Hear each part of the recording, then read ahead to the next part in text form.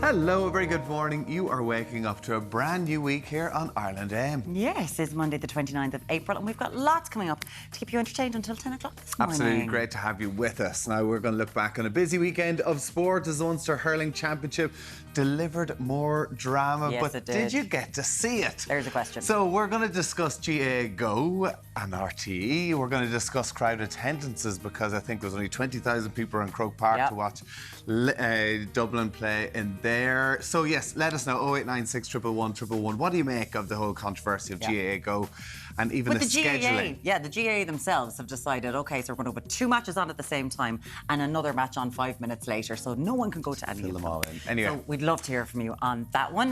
Now, whether you're in your 20s or you're close to retirement, we've got the best advice for prepping your pension, whether you have one or not. That's coming up at 7:45 this morning. Plus, our Ireland AM book club continues as we review a hard-hitting new memoir, a dark comedy and a thrilling page-turner. Bet into that book club, aren't you? Bet into it. Alan, never a book out of his hand, this fellow over here. Yeah. What's going on? Lots more on the way this morning. Now, it was viewers' choice today in the kitchen. You asked, so we answered. And so we'll be cooking up some delicious chicken wings a little later on with Gina.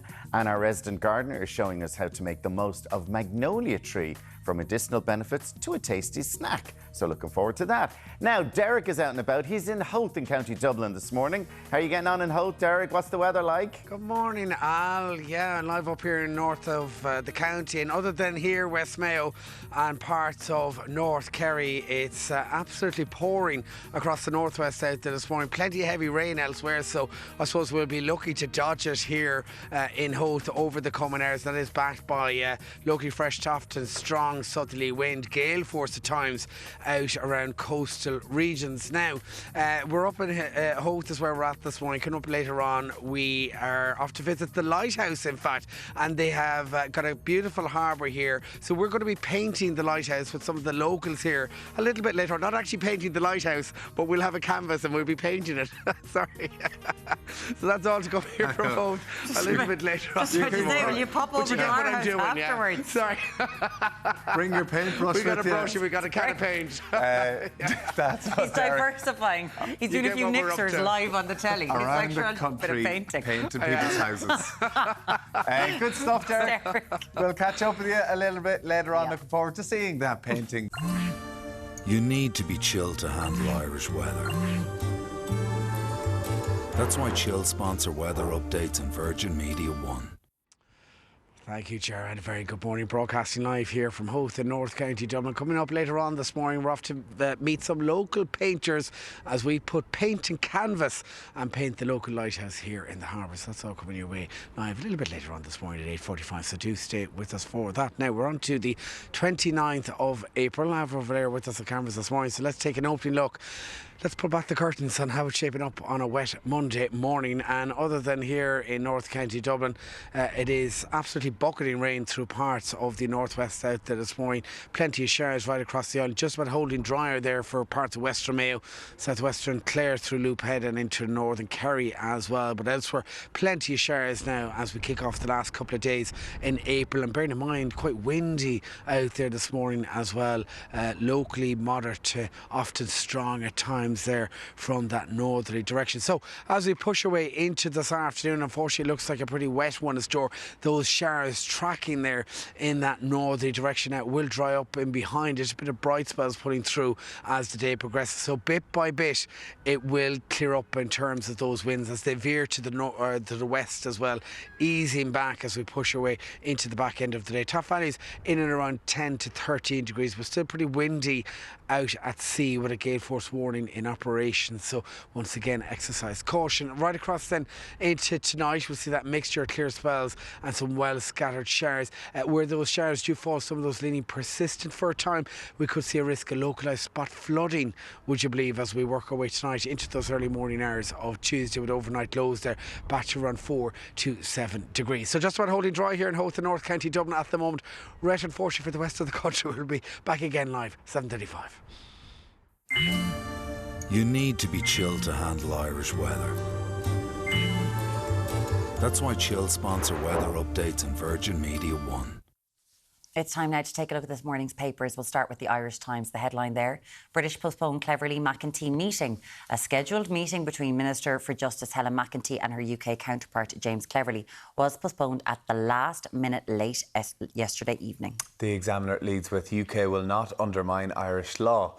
Ireland will not become a loophole for the UK's migration policy, the Taoiseach has vowed, with emergency legislation being drafted to allow for the return of asylum seekers who arrive here from the north. The Daily Mail also covers this story. Their headline is UK won't take back migrants. Relations between Ireland and the UK were on a knife edge last night after the UK refused point blank to accept asylum seekers back to Britain, and we'll be covering this more in depth later on.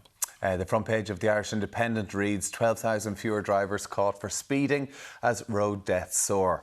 An analysis of Garda data found that over 140,000 drivers were caught in the first 11 months of last year, down 8% from the same time period in 2022.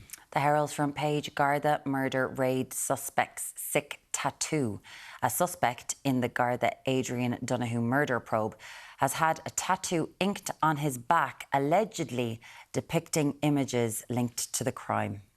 The Sun leads with kids aged 6 exposed to phone porn. The Education Minister, Norma Foley, has warned that she will outlaw dangerous apps for under 13s if tech firms don't act, as kids as young as 6 are being exposed to pornographic imagery on social media sites. The Mirror leads with new threat to Justice Minister. A man is being investigated following a third phone threat against Helen McEntee. The latest call comes after the Justice Minister's home was evacuated the other day. And finally, the Star goes with they think it's all over. It's hoped the Kinahan Hutch feud may be nearing an end as rival figures were spotted at the same match. Now, after the break, we're going to be talking about matches and sporting highlights from the weekend. Yes, stay with us for more.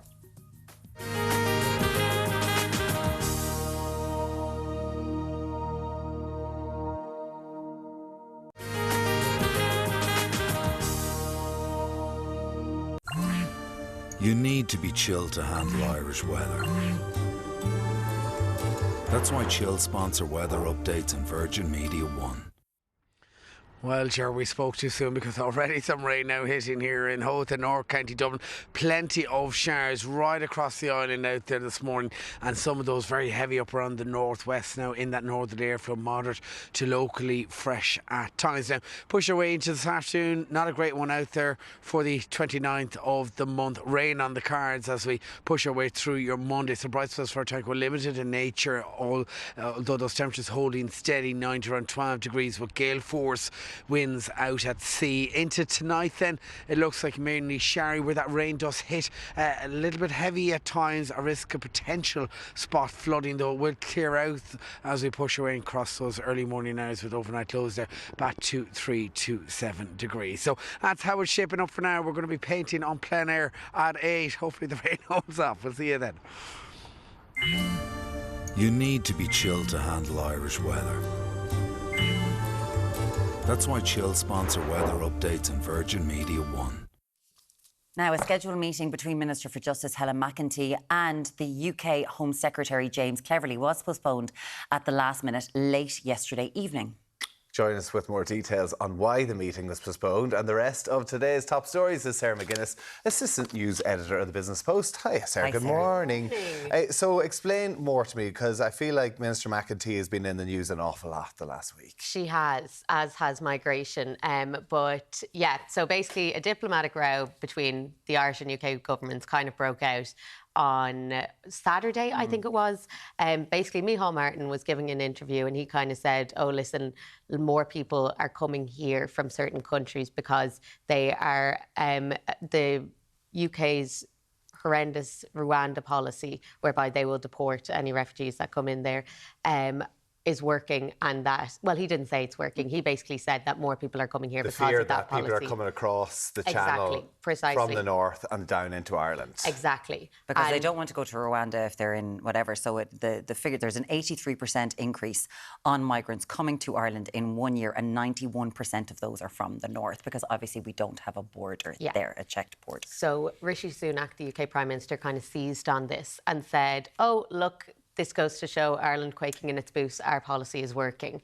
And now that seems good timing for him to be able to say this, because there is a UK election this week. Is that right? their local elections are this week, so this will be the likes of, councillors and mayors being elected. And also, then there will, once that's done, similarly to here, the question will kind of be raised as to when the UK government will call its general election, because I'm pretty sure it has to be sometime in 2024. But yeah, basically it's this row kind of broke out. Simon Harris said, Ireland is not going to be a loophole for anyone's migration policy. We have our own policies, and the UK can't deter the integrity of that. Helen McEntee was meant to meet James Cleverly today, but according to the Irish Times, the UK relevant department. Are Ireland saying that they're going to send them back to the UK, but the UK have said, well, we won't accept them back? So then Simon Harris on the back of this said, well, I'm getting on to Helen McEntee and I'm going to get her to fast track this legislation. Emergency legislation. Emergency legislation, which means that we can basically send people back to the UK. And now the UK are also giving out, because they're saying, well, this is a double standard because we're not allowed to send our migrants back to France. So what a mess. It's just... because they're essentially, they're going back to the EU. Yeah. And they've come from the EU. Since Brexit, but migration... Then France, I think, have said that they've said no, but back. Migration has gone up by a third. It rocketed hugely since Brexit in the UK. So Rishi Sunak seems very happy with this, but Simon Harris had some very strong words. Yeah, exactly. It's an election year, and I think everything kind of needs to be looked at through that lens. But this is becoming a bit of a pantomime at this point. And even last week, Helen McEntee talking about how few numbers that Ireland have sent back in the last period as well. You'd question where things are going with that. But listen, get in touch with us, 0896 111 There are humans at the centre of all of this as well. Yeah, of do you know? And we're sitting there. It's them. Do you know? You talk about it. It's them and these numbers, and we're like, these are human beings. It's so degrading. Let's move on to another frightening situation, the Israel-Hamas war. So I think Israel handed forward a proposal for a ceasefire on last Friday. Now Hamas have come with their proposal. Yes, so the Hamas delegation will visit Cairo today, where there's kind of a mediation panel of people from Egypt, and I think it's Qatari mediators. And basically, both sides in the conflict have been asked to put forward these proposals for ceasefires. Hamas is calling for a permanent end to the war and for the removal of Israel forces from the Gaza Strip. Israel have handed in their proposal, as you said, Tommy, but they have said, oh no, we don't want anything sustainable. We'll go for something pretty temporary. We want the hostages out of Gaza, but basically they've said we will not stop for anyone. No one will stand in our way of defeating Hamas, which is just really, really, really grim. And this comes as the World Economic Forum are meeting in Saudi Arabia today. So Anthony Blinken, the US Secretary of State, will be there. And obviously all eyes are kind of on the US because, as the Palestinian president or prime minister said, the US are really the only people who can put the pressure required on Israel to put a stop to this whole thing. Yeah. So what do Israel want? They want Hamas gone. So obviously Hamas are in government in Palestine.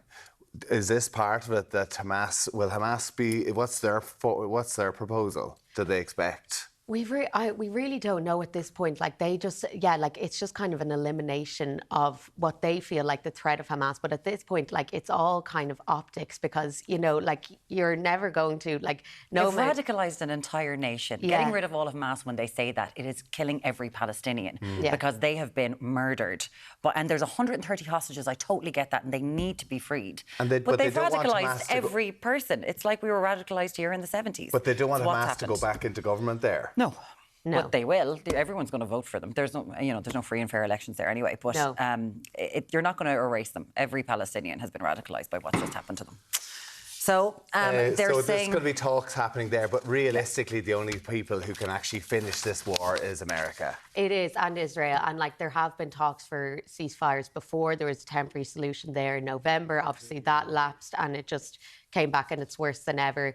But the pressure, I suppose, is kind of on because there is meant to be, apparently Israel is gearing up for a big excursion into Rafah, where there are over 1 million Palestinians taking refuge in this really small space. So really, you know, it will be on Joe Biden to kind of say, like, hang on, we can't let this happen at the very least. We need to look for something more sustainable. But, you know, you just wouldn't have a lot of hope at this point. It's really very It is his political future, and it's what's going to cost him his presidency if he doesn't kind of sort something out in relation to that. Now we're going to move on to something completely and utterly different. This is a marketing tool that's been by a drinks company, but it's called the boring phone. And we're bringing... Heineken was interested to hear have done this. Why have Heineken brought out a phone? So they commissioned this research basically to look into how young people interact with their phones and their friends. Go, Sarah. How do you interact with your phone and your I am friends? taking selfies non-stop, rallying my Instagram story out of it. No, what I'm joking. is the boring phone? The boring phone is basically, it's a gimmick. Like, it's a flip phone that's like completely transparent. So like, you know, there's no kind of data mining risks or anything, and it has minimal features. So you can't... So it's a Nokia? Yeah, it's a Nokia Nokia. But like, I was trying to find the price of it. I would say a Motorola. And Nokia never really brought out the flip phone, did they? I loved Remember the Motorola? The Motorola StarTech. The the Razr. I loved it. The Razr. I still have it at home, actually. Oh my Sarah God. has no idea.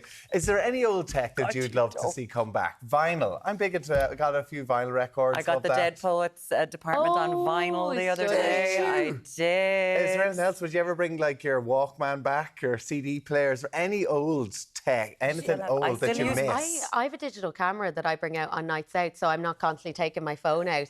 And it's... No, that's digital. I mean, I want the old film, Sarah. I'm sorry. Come on. Board film, are you joking?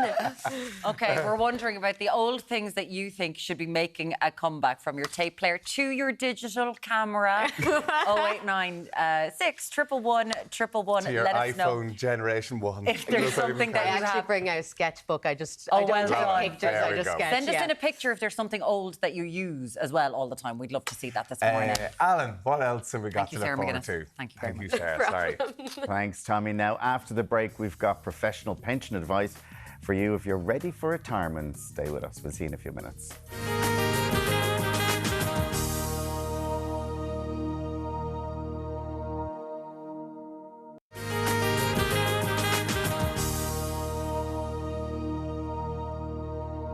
Welcome back now. Whether you're approaching retirement or just getting started in the world of work, taking control of your finances is important at every single stage. Of course, I should be saying that sentence because that's something that I really do know deep down.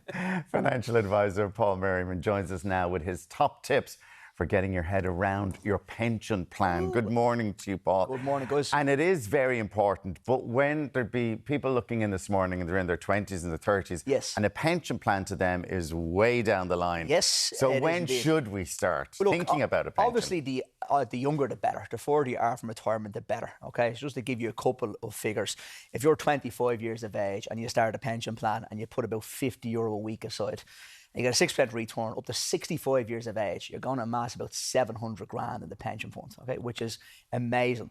If you leave it to 35, you're only going to have 350,000.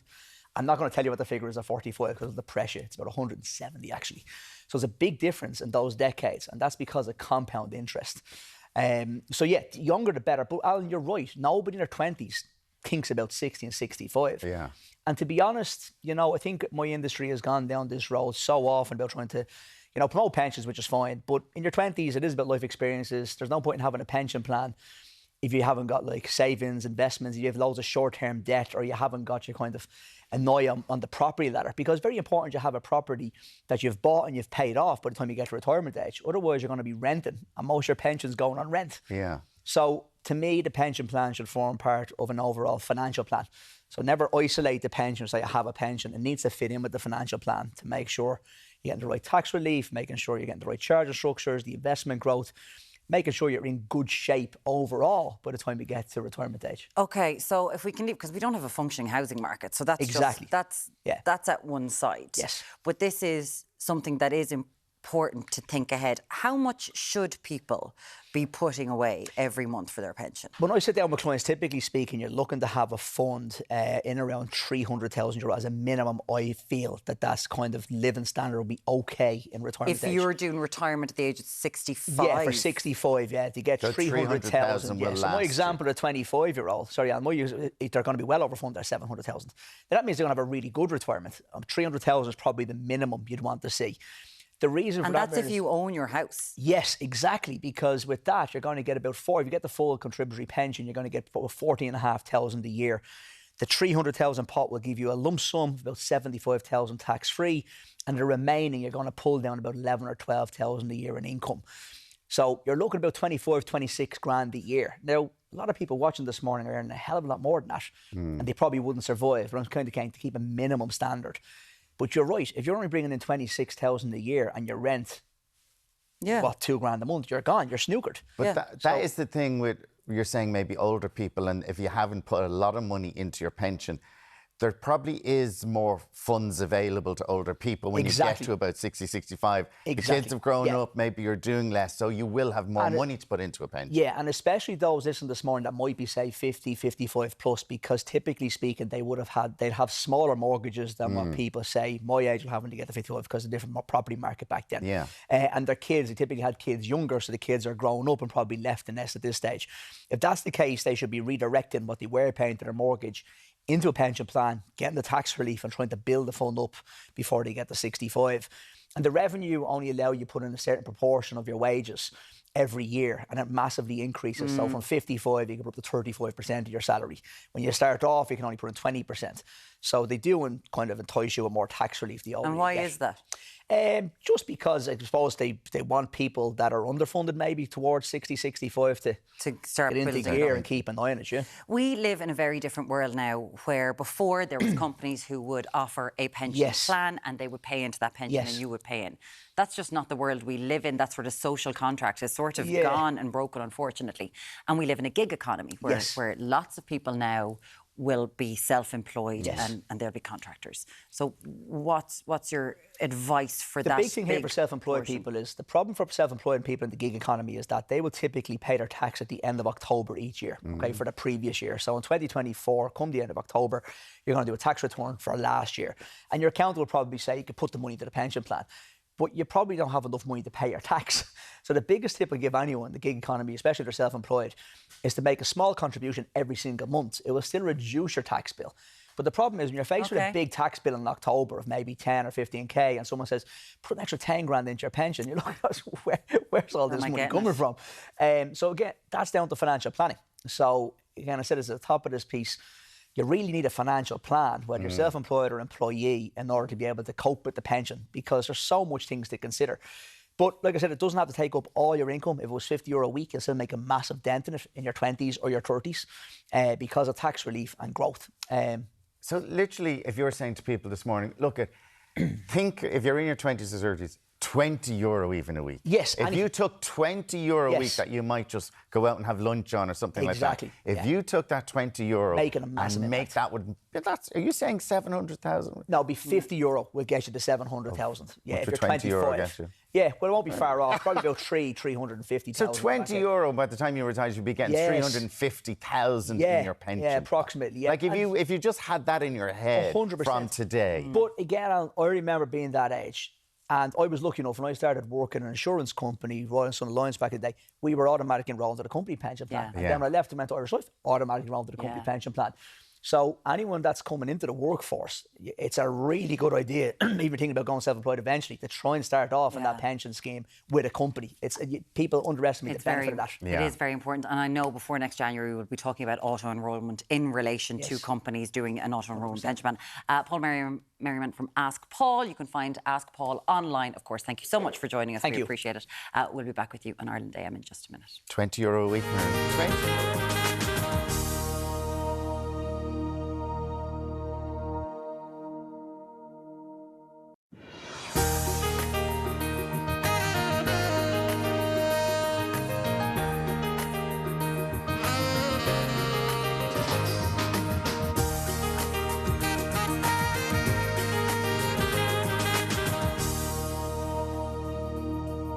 Hello, welcome back to Ireland AM. Thank you so much for joining us this morning. Coming up a little bit later in the show, Ciara King is here. She's going to be bringing us the best and brightest of this month's books, including a hilarious read and a heart-wrenching memoir. Indeed, we're going to be running through this month's unusual regional news, including some of Cork's most surprising traditions. What else do Cork have to offer that we do? They tell us about everything all the time, don't they? Yeah. Do you know what that is? We're teasing you. 089 611 111. Fabulous forager Phoebe Foran is going to be showing us how to make some mouthwash out of our magnolia flowers. There we go. Of course we are.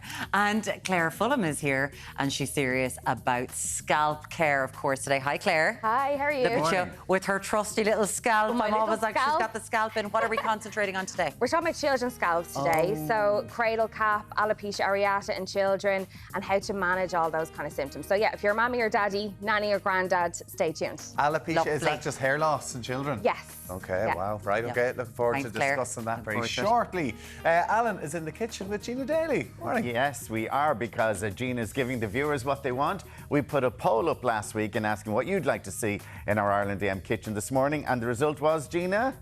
Restaurant-style buffalo chicken wings. Restaurant style, very important. No pressure there, so they're doing- restaurant style. They're in the air fryer, so we're doing some frequent air fryer miles today. Okay, So, yeah. but they have to be restaurant quality. Absolutely. Looking forward to that. And we're going to put a poll up for next week as well, a little later on. So looking forward to some delicious Gina's chicken. delighted. Oh, loving it. Now, Derek's tapping into his creative side this morning. What's happening, Deric? I am indeed, Al. The wind is hitting, the rain is coming down. Say good morning to everyone in Howth in North County Dublin. Hi, guys. Good morning. We're going to pop over here. Catherine Lawler for Dublin Art Class. Good morning to you, Catherine. Morning, We Jerry. are up against it this morning, aren't we? Oh, we certainly are, I have to say. But look, it's a challenge. It's a challenge. It is a challenge, and that is, you know, when you're painting on plein air, you're up against the elements, Oh aren't my you? God, especially in Ireland now, you'd never know what's going to happen, you know. But a few little tips, you know. Well, you would know if you watched the forecast. Well, we have the weather. Say no more. Come here, what are we painting this morning? And all of us are kind of just doing, well, we're sketching first to get the idea of this composition. As you can see, the lighthouse here is really, really in the focal area of the composition. So it's going to be very dramatic. I but mean, very 50 dramatic. shades of grey out there today, right? Exactly, you know. All right, Yeah. we'll have more for Catherine and all the crew. But look, guys, I find myself a paintbrush, so I'm actually going to paint the lighthouse. More later on. Back to studio. Oh, watercolours this morning. Anyway, it's definitely needed. Can you tell we thought it was going to be a little bit sunny today? Oh, lovely. Fair play to everybody braving the elements out Sorry. there for Derek's painting section. Absolutely. We'll be back with them in just a little while if they Very stick good. around. You need to be chilled to handle Irish weather. That's why Chill sponsor weather updates on Virgin Media One. Yes, thank you very much, Ger. We're broadcasting live here from a very wet and now a very windy Howth in North County Dublin. We're with all our very brave painters here this morning, and we've got a painting on plein air class with Dublin Art Classes coming your way at 8:45. That's live, so lots of fun, given the weather that's out there this morning. Anyway, at the moment, in fact, plenty of heavy rain coming down across the island now. Some of that leaning on the heavy side, right up around the northwest as well. So downpours there. Very little in terms of that dry weather, just about holding there through parts of West Mayo, West Clare and parts of North Kerry, West Limerick there. But elsewhere, it really is quite a blowy one out there this morning now in those moderate to locally fresh northerly winds. Now pushing our way into this afternoon, not much in the way of good weather as we work our way through the 29th of the month. Plenty of heavy rain out there today, once again limited in terms of those bright breaks. Top valleys of around 9 to 13 degrees. And then into tonight, we doing okay, guys, there? Into tonight, it looks like showery for a time. Some of that rain heavy, bringing with it that ongoing risk of spot flooding, improving those as we work our way into those early morning hours of Tuesday with overnight lows. They're back to 3 to 7 degrees. So that's how we'll shape it up for now. We'll be back again with you live at 8:35. We'll see you then. You need to be chilled to handle Irish weather. That's why Chill sponsor weather updates on Virgin Media One. It's time now to take a look at this morning's papers. We're going to start with the Irish Times. The headline there: British postpone Cleverly McEntee meeting. A scheduled meeting between Minister for Justice Helen McEntee and her UK counterpart James Cleverly was postponed at the last minute late yesterday evening. The Examiner leads with UK will not undermine Irish law. Ireland will not become a loophole for the UK's migration policy, the Taoiseach has vowed, with emergency legislation being drafted to allow for the return of asylum seekers who arrive here from the north. The Daily Mail continues with this story, and their headline is UK won't take back migrants. Relations between Ireland and the UK were on a knife edge, it says, last night after the UK refused point blank to accept asylum seekers back to Britain. The front page of the Irish Independent reads 12,000 fewer drivers caught for speeding as road deaths soar. An analysis of Garda data found that 140,000 drivers were caught in the first 11 months of the year. That's down 8% from the same period in 2022. The Herald's front page, Garda murder raid suspect's sick tattoo. A suspect in the Garda Adrian Donoghue murder probe has had a tattoo inked on his back, allegedly depicting images linked to the crime. And the Sun leads with kids aged 6 exposed to phone porn. The Education Minister, Norma Foley, has warned that she will outlaw dangerous apps for under 13s if tech firms don't act, as kids as young as 6 are being exposed to pornographic imagery on social media sites. The Mirror leads with new threat to Justice Minister. A man is being investigated following a third phone threat against Helen McEntee. The latest call comes after the Justice Minister's home was evacuated last week. And finally, the Star goes with, they think it's all over. It's hoped the Kinnan and Hutch feud may be nearing an end after rival figures were spotted at the same match. Speaking of matches, we were talking earlier on about the GA and the GA schedule. There was a lot of talk over the weekend about so many matches, Alan, being scheduled at the same time. I'm so upset over I can't talk about it. Oh, you can't?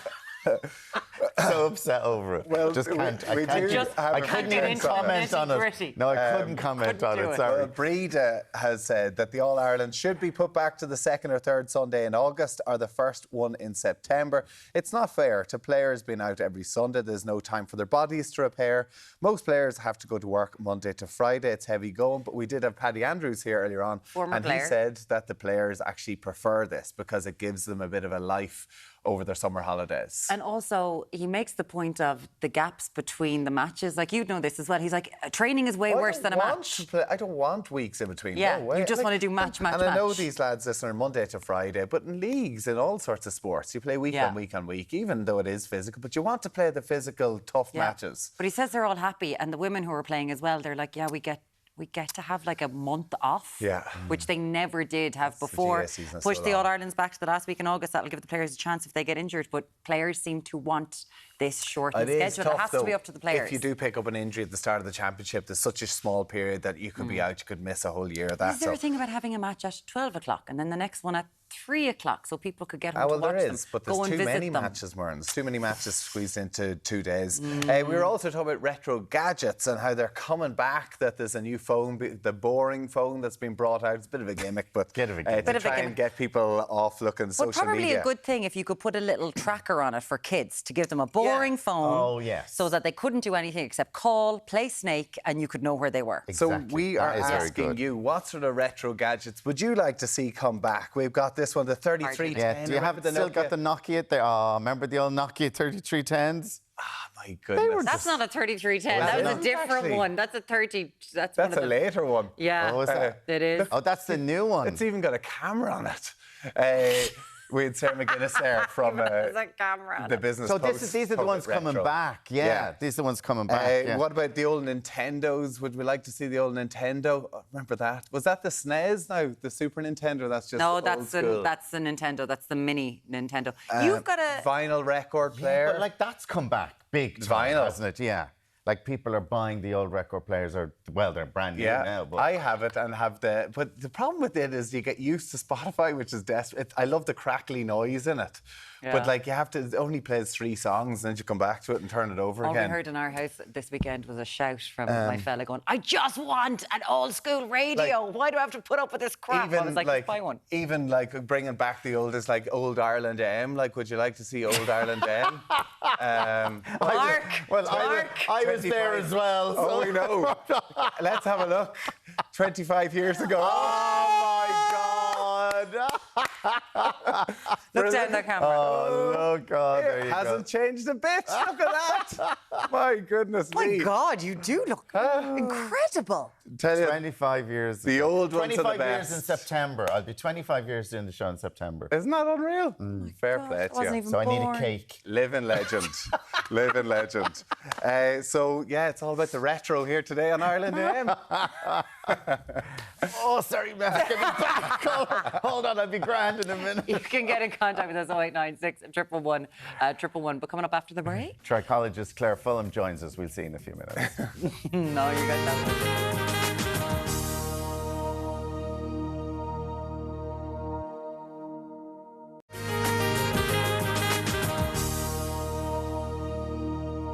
You're very welcome back. Now, scalp and hair conditions often present themselves in children and can cause pain and irritation for young ones. Trichologist Claire Fulham is here lending a helping hand with some treatment tips. Claire, thank you so much for joining us in this morning. Because we're gonna because it's an issue and parents don't know what's going on there. So what is the cause of scalp conditions in children? It depends what kind of scalp conditions they are. So like things like cradle cap, things like eczema would be quite common in children as well. Things like dry scalp, all that kind of stuff. So they were really it's kind of your skin as an organ trying to settle. So as a child, you could be producing too much oil. That's what cradle cap is. Or you're not producing enough oil. That could be, some kind of, element of dry skin, all that kind of stuff. So there's loads of different reasons why children go through different scalp conditions. Is there a rise in this, are you saying? Definitely in hair loss in children, yeah. We've only had our clinic now for 4 years, so obviously we can see that constant, upkeep of children losing hair. But my colleagues that are doing it years and years, 20 odd years, will say yes. So over the past, 3 years, they've really seen an increase in hair loss. Since COVID, I think it's since COVID, because if you think about their little lives were turned upside down, all of our lives were. But I think the stress of you're not allowed to see nanny and granddad, you're not allowed to go to school, there's a virus, that really started a lot of anxiety within children. Well, because I know that when there are newborns, and of course there's a lot going on in yourself. But what age would you be seeing hair loss in children now? Anywhere from 5, kind of school age, 5 up, and you would see the particular type of hair loss we're seeing is alopecia areata. So it's a very particular type of alopecia, that we're seeing, and normally that's that's created by stress. Okay. There's a little picture. Well, let's go straight to that then. So alopecia areata, Mm-hmm. what is it, and how could you fix it? So it's an autoimmune condition. So don't let anyone tell you that a certain shampoo or treatment will fix it, right? So you do have to try and, get to the kind of root of the problem, excuse the pun, in terms of, the anxiety within the child a little bit. It could be something so small. It's really difficult for parents to try and comprehend that their child is so stressed that their hair is falling. But it can be some little niggling, worry that they have about school or about Nana or about whoever, And what has happening is your nervous system and your immune system are kind of fighting against each other, and your body will tell to get rid of those cells, those hair cells, and your hair will fall out in kind of coin-shaped patches. And does it mean that it's a lifelong condition if you develop it, or is it something that could go away? Yeah, I have it. I lost all my hair 8 years ago, and I still have patches every now and again. So it could be something that you're susceptible to. It's the way your body handles stress, Yeah. But it also, I know people who have had it and will never get it again. So it depends. Yeah. So if obviously stress is a big issue that needs to be addressed first and foremost, but are there products that parents could use that could maybe help? Absolutely. Waterman's shampoo just here in front of us, and Waterman's elixir. Waterman's shampoo is that one, the black one here, and the elixir beside it. And basically, it's an energizing shampoo. So what you're trying to do is almost distract the condition. I've got my little scalp here, right? Basically, you have a breakdown here within the follicles, right? And what you're trying to do is energize the scalp as much as possible to bring that blood flow up to the scalp. So that's what your, shampoo and energizing elixir will do. We could see the scalp there a second as to what you were just saying there, Claire, in relation to it. So basically, these little bulbs here are empty. Right, so you have your little follicles are empty or whatever, and what you're trying to do is there you go. So you're these follicles here are empty. So what you're trying to do is bring the blood. There's all of your blood vessels down here. You're trying to bring the blood up there as much as possible. So an energizing shampoo like Waterman's would help, and then also your Waterman's elixir every single night on those patches would help as well. Okay, so and that's for kids as young as 5 if they have it. Okay, great. Absolutely. Let's move on to cradle cap, because that's another very popular, well, not popular, but common. Common, yeah. Can you explain to me again, what is it? know what? hear the term. Yeah, they actually don't know completely what causes it. It's like from a form of seborrheic dermatitis. So a lot of adults would suffer with seborrheic dermatitis. So it's an overproduction of oil, you know. So the baby is trying to regulate the skin, all that kind of stuff, and you have this kind of, you know, layer of, you know, it's actually quite an oily substance. It's not actually quite dry. Yeah. Don't pick it. That would be my best advice. Now, come here, you know. Everyone picks it, but try not to pick it, you know, because you can cause infection. Do There's all kids sorts. try and pick it? Like, would they be? I don't think so. Like most children would get it when they're babies, and they kind of grow out of it, so they wouldn't really know. But it can go up to, I think, at about 7 years of age, then it transfers to seborrheic dermatitis. But there's gorgeous products to help that as well. Mugu to the rescue. Before, yeah. So Mugu scalp cream is a gorgeous one. So you'd put that all over the child's scalp at night, and then you would wash it out with a gentle shampoo in the morning. Instead of, so it would loosen it, do you know, that kind of way? So it would loosen it up then, and you'd follow it with a nice shampoo afterwards then. And try and remove it, but really gently, like maybe like a warm washcloth, do you know, that kind of way, and kind of try and soothe the scalp and move the stuff around. But really what the scalp cream will do is try and break it down a little bit so that you're not, you know, picking away and all that kind of stuff. And then the shampoo is another option as well, then when the hair gets a bit longer. Exactly, yeah, to try and remove that. You said just very quickly there, seborrheic dermatitis after the age of 7. That's what cradle cap can develop into. Yeah. What is that? Just a form like we would think of, like for a layman, dandruff? Yes, that's exactly what it is. Okay. It's more of a kind of extreme form of dandruff, do you know? So we'll kind of go cradle cap, dandruff, and seborrheic dermatitis. Okay. You know? Okay, let's move on to another condition which seems quite common as well. LAS and SAS. What do they mean? So LAS is loose anagen syndrome, and short anagen syndrome is SAS. So basically the anagen phase of hair growth is the growing phase. So this is where you would kind of grow different hair, right? You can see different examples there of children with SAS or LAS. So you'd have that kind of flame-shaped hair. You would have the uneven length. You could have some streaks of white. So are the top line the LAS? They're actually all mixed. Oh, they're all the same. They look really, really similar. You can't actually tell the difference by looking at a child's scalp, you know. You've got the uneven texture, thin at the temples, shedding phases. A lot of children, like, we get a lot of questions, like, my 3-year-old still doesn't have any hair. That could be an LAS or an SAS, you know. So LAS is loose anagen syndrome. So your hair will actually leave your follicle a lot easier. So while brushing, all that kind of stuff would fall out easier, you know. Or short anagen syndrome is that it can only grow, like most people's hair will grow between 3 and 7 years, depending on your genetics. But they might only get like 1 or 2 years out of it. So it's quite short. So it can't grow longer. Does that make sense? So that's the kind of condition. Now, most children will grow out of it. There's not that anything that you have to do, but few people would still use an energizing shampoo, would use, you know, an elixir to try and encourage the hair growth. But, you know, really what we need to be careful.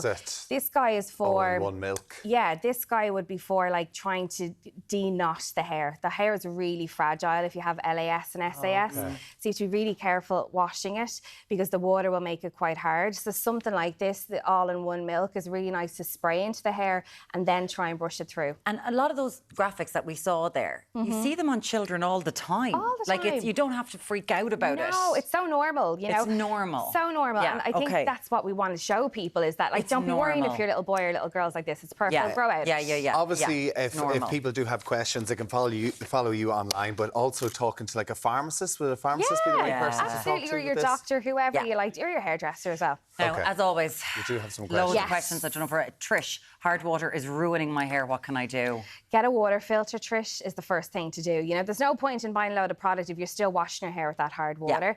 Now, some water filters are not strong enough for pockets of the country. Like, some pockets of the country are really bad, really hard water. But start with a water filter. I have a lot of clients who will wash their hair with bottled water as well, to try and avoid, you know, that kind of way, using those harsh chemicals and stuff. But there's loads of products out there, you know, that will help with hard water too. But first step would be a filter. How can I treat dry scalp and bad psoriasis?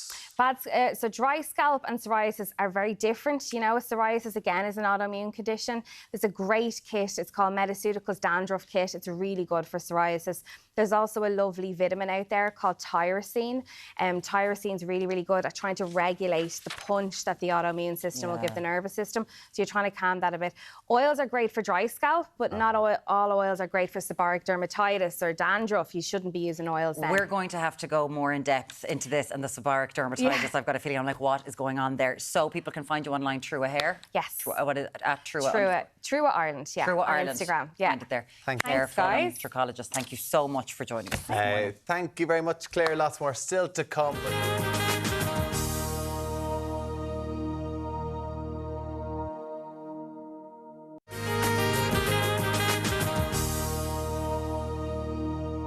Thanks for staying with us. Now, last week we offered you, the viewers, the chance to pick Gina Daly's next recipe. So in a battle of buffalo chicken wings against satay chicken skewers. Well, you can see right here, the buffalo wings came out on top. Gina Daly, good morning. Hello, good to have you with us. I think we're going to do another little poll a little bit later on as well, but restaurant-style buffalo wings. Well, now you're the one who said restaurant style. We didn't. In like Elephant and Castle style. Oh, yeah. very So impressive. is very similar to the sauce that they would use. Okay. So there's 3 steps to this. Okay. Okay. So the first step is prepping your chicken and getting the spices and herbs on it if you like that. So we just have some chicken wings. So you have the drumstick part and the skinny part as well. And I'm just using a lettuce spinner, which I find is really, really handy. Right. To season your chicken. It saves you having to put your hands in and mess it all up. So what you can season it with is, usually I have like lemon pepper, which I love. You guys know I love my lemon pepper. If you don't have lemon pepper, I must go and buy lemon pepper. it's such a lovely, lovely thing to have in your press. So lemon pepper. If you don't have lemon pepper, black or white pepper, a bit of salt. So you just want to give your wings loads and loads of seasoning to get some flavour on it. I even picked up like a hot and spicy chicken mix. You can even throw that in as well, just to give them some extra pizzazz. But the key to this is getting the chicken wings nice and crispy. So to do that, what you want to do is add some cornstarch or potato starch. So what that's going to do, it's just going to give it like crispy sort of coating on the outside, because that's going to fry up. It's called cornstarch. So this one is actually potato starch. Potato starch. So it's a byproduct of potato. It's a really nice, sustainable product. It's Irish made as well, or corn flour or corn starch. Corn flour, That's what adds the kind You're just going to throw 2 to 3 tablespoons in on top of your chicken wings. Because sometimes you would, whenever you be using corn flour, then you put the egg batter and then panko breadcrumbs. Yeah, but it you can be wouldn't need messy that on, sometimes. on Now, bread. as I said, chicken wings. the lettuce spinner, you're just going to give it a bit of a zhuzh around, and you can even spin it to get the excess off. All right. Well, that's very handy then, isn't it? And then you've got they're all covered. Yeah, and there's no mess. It's fuss-free. It's really, really handy. That's very handy, yeah. And that would be better than putting them in a bowl, for instance, or a saucepan. Yeah, and you don't have to get your hands in. Now, you can if you great, want, but I mean, I don't like to No. get my Well hands done. in. Anything So makes what it we're going easier. to use is the air fryer today, so I'm delighted. Your so we have famous some air fryer. It's getting some air fryer miles today. So all you're going to do is take out your drawer, pop your wings in. Now, wings are quite oily. They've got like, you know, when you're cooking them, the oil is going to come out. Because the skin, the fat. Yeah, so from there's skin. quite a lot of oil, but you're still going to need a little bit of oil to kind of get this going and get that cornstarch or potato starch nice and crispy. So I just use a spray bottle. I buy this off Amazon, fill it up with olive oil or whatever oil you like. Yeah. Spray it in to your wings. And then what you're going to do then is you're just going to pop them in. Very simple. Onto your air fryer. I won't turn it on for the minute because it's quite noisy. But you're going to do your wings for about 15 minutes. If you've got a big batch, they're going to probably take 20 minutes. Give them a good shake in between. They're going to get nice and crispy. Can they be on top of each other in an air fryer? They or do they have to be on flat? but they're going to take longer. And you're going to have to kind of adjust them and shake them around. Now, this particular one has a rack inside it as well, so I can layer it up so it keeps the food away from each other. But, I mean, I just throw all the wings in. So the next step to this is the restaurant-style sauce. The restaurant. This is the restaurant-style sauce. Okay, so it is a buffalo-style sauce, but there's a few little elements to it. So what we're going to do is we're going to put a tablespoon of butter. This is probably a little bit more like my butter, into a hot pan. Right. It's hot for a change. So this is working. So this is the sauce that goes with it, So this is the sauce. So you don't just pour on the kind of bottled sauce that you can get sometimes? You can pour it on, but it's always nicer to heat it because it coats the wings better. It gives it a nicer flavour. So what you're going to do is just let the butter melt down. Pour in about 200 mils of any hot sauce that you like. So this is a buffalo wing one. let that kind of marry together.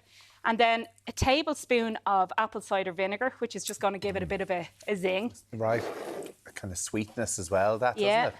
And then some honey. So the honey is going to give it like a stickiness and so a tablespoon of honey into the pan, and then you're just going to hoosh it about. Hoosh it all around.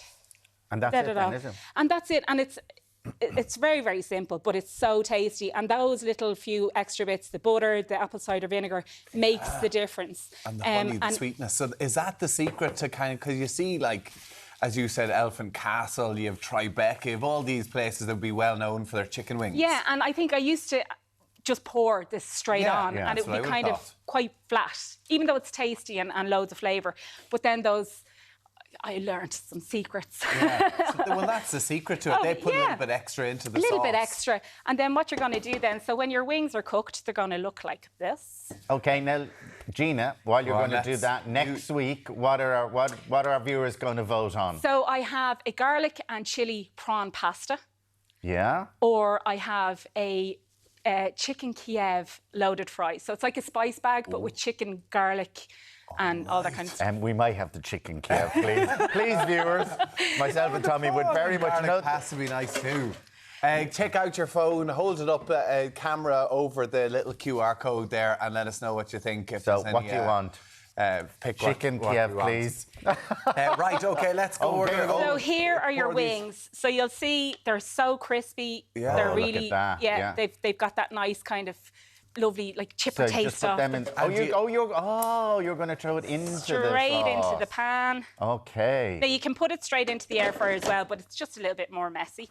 And then all you're going to do is just toss it around. And then serve.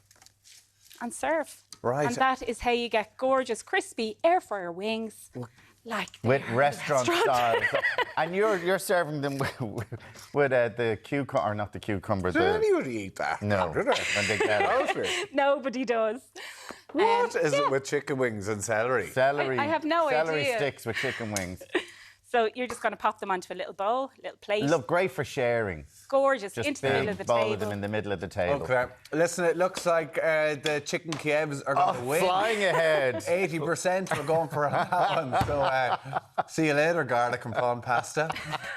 Gina Daly. Gina, thank you so much. We'll have that bowl over there now. And because as you can see, this is gone. All good. Thank you so much. Thanks a million, guys. You, Gina. Now, after the break, Deric's brushing up on his painting skills at an art class in Howth. We'll see you in a few minutes.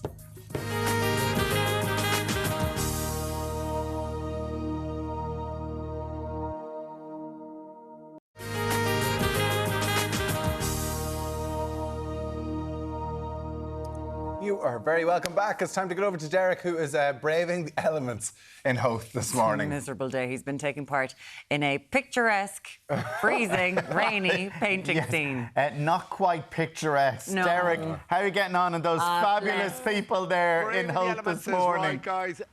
The wind is hitting, the rain is coming down. It's all about painting on plein air, Catherine. Very glamorous this morning, I have to say. Is it glamorous now? Certainly not.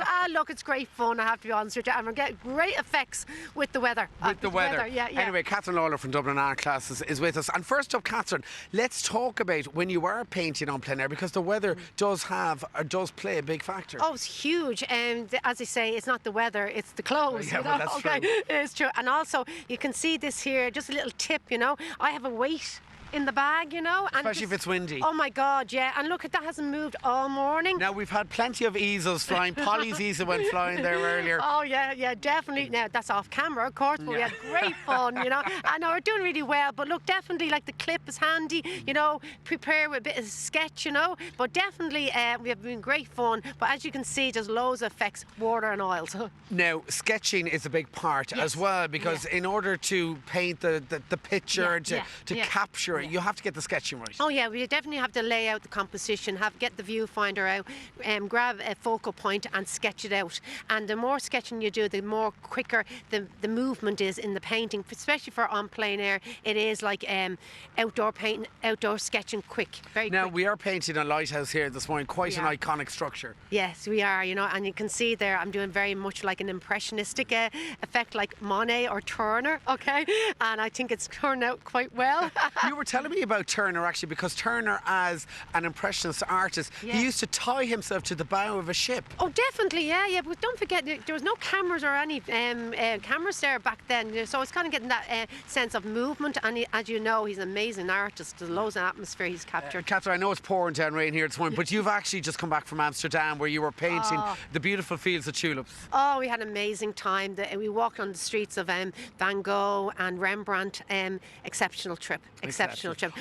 Didn't have the weather like this. When you have the weather, exactly. All right, we're going to come back to you in a few moments' time. But first up, we're going to say hello to Evelyn. And Evelyn, you started out, I saw your beautiful painting this morning, and look at Evelyn's painting now. In memory of my painting. It washed away. Washed away. It's all gone. I'm sorry about that, Evelyn. Now, we're going to pop over here to Elaine. Elaine, you're doing really well. Thank you. I'm looking for the wet look. Yeah, absolutely. But plenty. But in fact, the water is adding to your painting, right? It's actually creating rain, yes, in the painting. So. Yeah, it's a really nice job. Now, take a look at Marion and Michael over here. Marion, you've done superbly well here in the rain. I was just lucky. And you faced the other way. I had a helper holding an umbrella all the time. So he kept you nice and dry. Yeah, well, sort of. Just about, but that's a gorgeous job. Now, popping over here to Polly. Hello, Polly. Polly, I'm loving the fact that the rain has added a gorgeous splash of colour to your painting. I know. I think this actually takes a whole new take on a wash. My canvas is soaked. Absolutely. Over here to Micheline. I love the blue and the pink here, Micheline. Trying to put a bit of colour into the... into this morning. Yeah, adding a spot of brightness into a dull morning. Exactly, yes. Now, Michael, what is this mixture here? Well, this is Kevin, actually. But Kevin, sorry. No, there's no problem. It's a new invention. It's called charcoal on rain. So it's chachain. Chachain, exactly. There, we'll go with that. And just over here, we've got Lavinia. Hi, Lavinia. Hi, how are you? Lavinia. Yeah, you're up against it this morning. Itself, yeah, impressionism. Impressionism, but it's looking great here this morning. You're painting on a slate here, Mary. Deric, yes, and it's a disaster. It won't paint, won't stick.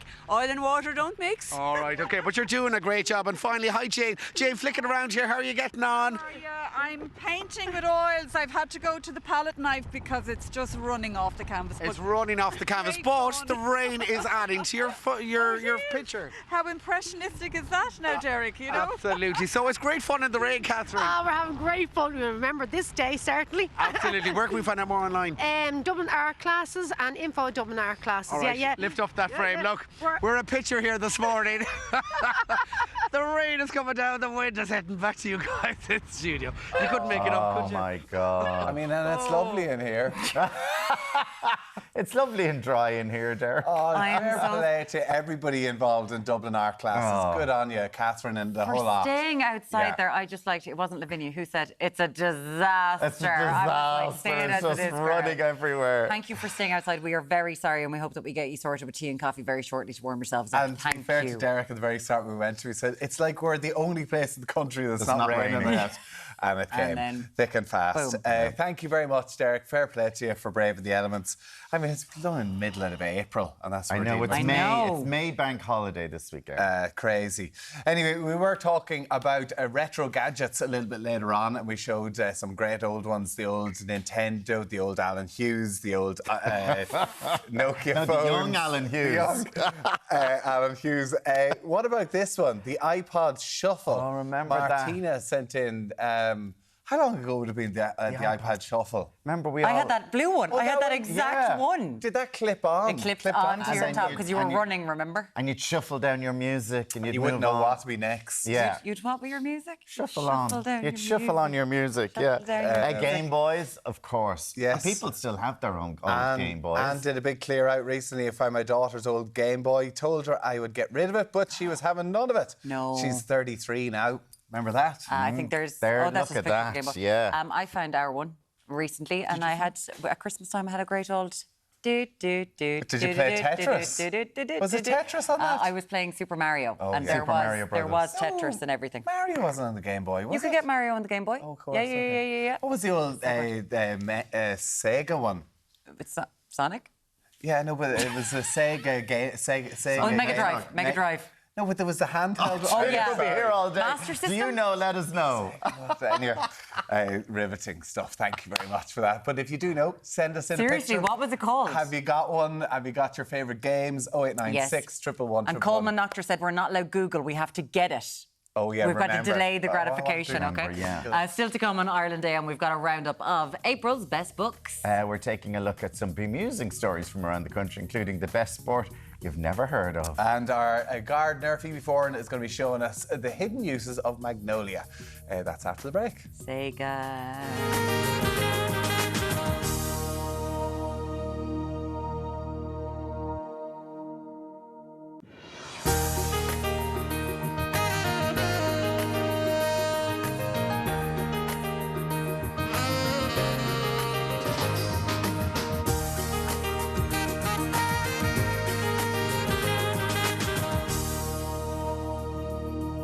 Hello, welcome back to Ireland AM. Thank you so much for choosing to turn us on this morning. I know. Sorry, he just did a little dance over there about that. Niche Irish sports to a wholesome rescue mission. We're going to be running through the latest weird and wonderful news from around the country. I wish you'd seen him. Alan just did this. He's going to have to show you in a minute. Turning you on this morning. Brilliant book lover, Ciara King. She is back with us for a reading review. Ciara, what's on the way a little bit later on? Well, we have the latest thriller from Edel Coffey. We also have a very honest account of an attempt at his life by Salman Rushdie and a brilliant new debut novel from an Irish writer called Richie Craven. Fabulous. Okay, very good. Thank you very much, Ciara. Alan's got the gardening bug. Like this. Yeah, I was You doing give us a move. This What is have my you got, gardening Al? bug. There you Nice. go. Yeah. Phoebe's giving us some tips this morning. Good morning. How are you? morning. So what are we talking about? Magnolia. Did you know that these are fully edible? No, I did not. Well, I'm going to make you eat them all today. Right, okay. And what else are you going to be doing with I'm them? going to show you 3 different ways that you can use magnolia in your life. By a pickle, using them on your porridge in the morning, and a lovely tea that's great for mouth ulcers. Mouth ulcers, really? Okay. Looking forward to that. That's coming up a little later on. Now, Deric, he's been out in the Howth all morning, braving the elements with some painters. How are you getting on, Deric? Oh, no. Are they packing it's up? mayhem here in Howth. We have easels and paintings on the floor, paints everywhere. Catherine, what have you done to us? Just to tell everybody, we usually don't do this. You said it was going to be dry. No, I need to go to another weatherman. I know. Speaking of forecasters, Evelyn, you were Ireland's first forecaster. Weatherwoman, yes, I was. Yes, indeed. back in 19... Yeah, weatherwoman, yeah. In 1983, 84, 85, around there, that time. All right, isn't that amazing, isn't it? It is, but I'm still standing we there. have two weather presenters, qualified meteorologists here this morning, and we still got it wrong. We got it right, Well, we Derek. got it right. Catherine got it wrong. I got it wrong. You owe them cups of tea, right? Oh, Cups of yeah, and a coffee. hot whiskey. And a hot whiskey. All right, back to you guys in the studio. Look at the girls here. Oh, goodness me. God, Oh, love them. God. Oh. Yeah, weather forecaster didn't know it was going to rain. Love it. You need to be chilled to handle Irish weather. That's why Chill sponsor weather updates on Virgin Media One. Thank you very much, Ger. All our painters braving the elements here this morning in Howth in North County, Dublin. Plenty of showers coming down. Out there, in fact, at the moment, some heavy rain through the northwest. So if you're getting a bit of dryness, you're on the lucky side out there this morning in those moderate to locally fresh northerly winds. Now, push your way into this afternoon. Not a great day in store for the 29th of the month. More heavy rain for a time. Easing back in terms of those winds. Lightening up and veering to the west towards the back end of the day with brighter spells, but quite limited in nature out there today at 9 to 12 degrees. And then into tonight, it looks like more rain for a time. Heavy once again with the potential risk of localised spot flooding. Clearing up as we edge away into those early morning hours of Tuesday with overnight lows there back to 3 to 7 degrees. So that's how we're shaping up for now. More weather coming your way, 9:35. See you then. You need to be chilled to handle Irish weather. That's why Chill sponsor weather updates on Virgin Media One. Hello, you're very welcome back. Now, we were discussing a lot of things this morning. One of the ones that has caught a lot of people's attention are the retro gadgets. So Heineken brought out this a boring phone. Because it does nothing. Yeah, to try and just track how Gen Z or whatever else would cope going to the bar without their phone, looking at Tinder, try and pick up a date and go and actually talk to people. Don't know how it's working for them, but anyway, Olivia talked about the Sega Mega Drive. Love the Sega Mega Drive. I used to love playing Sonic the Hedgehog. The good old days. Oh, look at it there. Well, we've been talking about the Game Boy, and then you were like, what is the Sega version? And we were not. Yes. We were trying to get it ourselves because Coleman Noctor says we can't just Google things. We have to have delayed gratification and frustration in lives. And then our fabulous director Mo straight into the ear. Sega Game Gear. Just came to me. It came to me. So is that a thing he was saying, that if you just frustrating yourself, but then when you remember it, the sort of enjoyment you get your out of oxytocin actually it fires off in your brain, so and you get a you're buzz. Delighted that you remember instead it. of Googling everything, because everybody just gets instant gratification all the time. So it's good to actually use your brain. But thank you for that, Mo, because I never would have remembered. We actually was Googling some of them. Like one of them had like an antenna in the top of it where you put like the game. How much were they that you were just Googling? They were like £300 or €400 for a Game Gear. But it had an antenna so you could watch old telly. Right, like young people must watch us going, you losers. What you had to do, to stick on the RTE News. No, but remember the telly with the rabbit's ears at the back of it and everything like that. That's what was on the Game Gear. Yeah, on the game, but the rabbit's ears on the back of the telly. Listen, they'll never know. Waiting for the cinema listings on Airtel, having to wait 5 hours. Talking about Airtel. And if you missed Limerick, you had to wait another 5 hours for it to come along. Over teletext. Yeah. Airtel was a big fan of this. You were a big fan of this. Now, I love this one as well. Liam said, my grandfather left me his typewriter a few years ago. I'd love to say I use it more than I do, but I'll never get rid of it, that's for sure. So an old-fashioned typewriter. Why are you laughing at? What's going on now? Because I love Liam's delighted to get it, but he never uses it. Yeah, I know. But, typewriter. I wish I still had my Sony Walkman. Don't feel like I appreciated while I had it. Anyway, Sony Walkman through. Thank you very much for your messages. Thank you for our nostalgia on this Monday morning. Now, after the break, Ciara King gives us her thoughts on some of April's greatest books. We're actually going books, traditional format. Yes. There you go, retro. Reading them. See you They're after very the break. popular amongst the young people.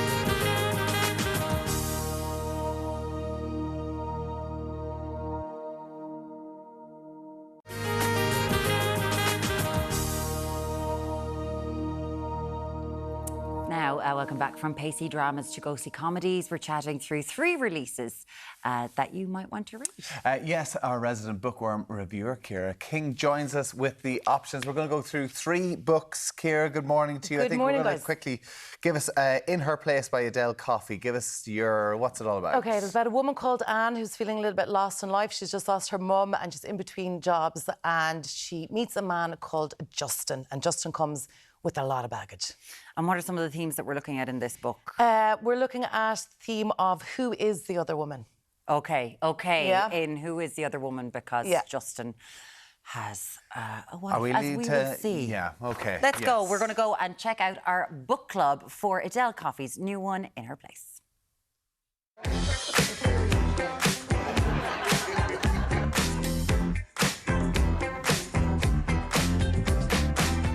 We started in 2015, September 2015, here in this room.